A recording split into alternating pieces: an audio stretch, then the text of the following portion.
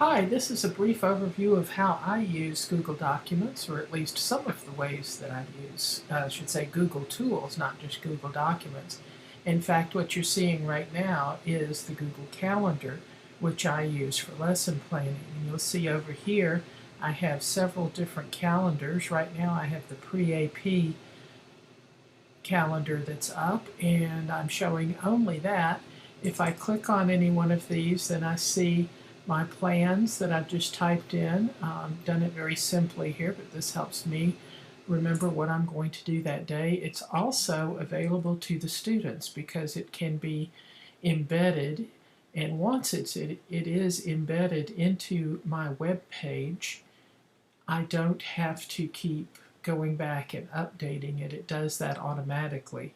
Since I have given permission in that embed for it to be viewed, then anyone who goes to that web page where it is embedded can see this same calendar. And they'll see it something like, you see down here, I have calendars that other people have done and that they have shared with me. Here's one of my favorites, Classroom 2.0 Live. Some of you have heard me talk about that, the webinars that I go to most Saturday mornings.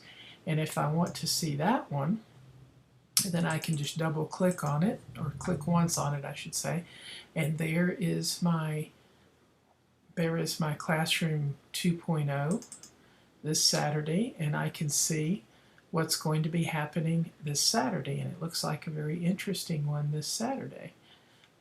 So that is a good one for me to have, but if I don't want it, I just click on it again and it's gone. If I want to see what the college prep students are doing, then I can do the same thing. And here we have, again, same idea. I just go there. If I want to change something, I can do it very, very easily. So I love my Google Calendars. Now, Google Documents is the real bread and butter of all of this.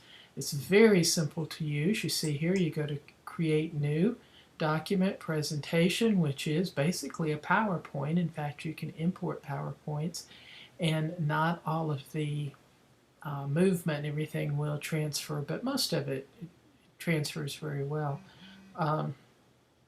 And you can make forms, and I'll show you forms in just a minute, spreadsheets, and even drawings. The collection has to do with, that's really a folder. And you can see I've made several folders or collections here. Here's my English folder. Now everything that you see here is everything that I have, but when I have something in a particular collection, or in some cases more than one collection, it'll show off to the side when I'm looking at everything, when I'm at the home page. But usually you would want to just be in one collection, for instance this one. Now here is an example of an assignment that I have the students doing right now. This is the spreadsheet that I would get. Now this looks a little funny, but really what I want to do is go to see the live form. This is where I would do some editing, but I don't want to do that. So I'm going to go back and go to the live form, and this is what the students would see. And in fact, I have a few that I've prettied up a little bit. It's not quite as plain as this shows, but the students will put their name in, and when they get down to the bottom, they tell me what period they're in, their first name, their last initial, so that I can alphabetize. They hit submit, and then on my spreadsheet I will see everyone's answer. Very, very simple. If you're doing multiple choice type questions, you can do that, and there's actually a way that you can get the Google document to grade it for you. So that is certainly nice.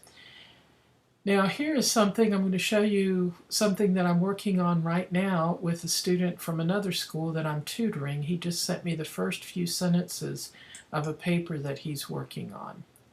And you can see he just sent me a few things here, and I have put some comments. Right now I am the only one viewing this, if he were to come online right now, we could both be looking at this, and while he's typing, I could be making comments and so on. A fabulous thing to be able to do in Google Documents. Students can work together. You can make comments on the work that they're doing. You also get to see how many times a student has worked on it, how many times it has been revised, and so on and so forth. So there's a whole history that's kept there for you. I've mentioned that you can do something like PowerPoints here, and let me find, as a matter of fact, I believe there is one down here if I haven't lost it. Oh, here it is. It's right near the top. 31 ways to use Google Apps in the classroom. And this will be a PowerPoint type thing as it shows up. It's been shared with me. You can see the author is listed down here. And you can go to that website to see the presentation for yourself. I can also share this with you because it is freely shared. You can choose to share your presentations with everyone or only with select people. So that's a real quick view of some of the things, some of the wonderful things that you can do with Google Documents, with the Google tools. And if you have any questions, just let me know.